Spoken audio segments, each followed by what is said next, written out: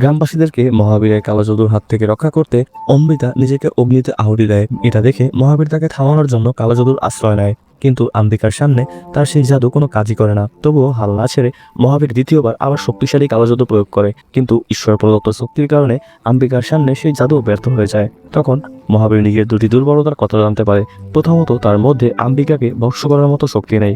দ্বিতীয়ত, যতক্ষণ না সে ওই 9টি তন্ত্রগ্রন্থের পূর্ণ জ্ঞান অর্জন করছে ততক্ষণ পর্যন্ত পৃথিবীর সবচেয়ে শক্তিশালী তান্ত্রিক সে হতে পারবে না। এই বিষয়টা উপলব্ধির পরে সে গ্রাম ছেড়ে চলে যায়। অন্যদিকে আম্বিকা নিজের আগ্নি আহুতি দেওয়ার আগেই 9টি তন্ত্রগ্রন্থ থেকে একটাকে একটা রহস্যময় স্থানে লুকিয়ে রাখে, আর সেই গ্রন্থের রক্ষার দায়িত্ব নিজের ছেলেকে দিয়ে যায়, আর তাকে শক্তিধারী করে তুলতে হিমালয়ের এক শিবলিঙ্গের নিকটে রেখে আসে। এরপর 24 বছর কেটে যায়, আর মহাবীর ইতিমধ্যে 6টি গ্রন্থের জ্ঞান লাভ করে এক মহাশক্তিধর তান্ত্রিক হয়ে ওঠে। আর এখন 7ম গ্রন্থের সন্ধানে সে রওনা হয় জাপানের উদ্দেশ্যে।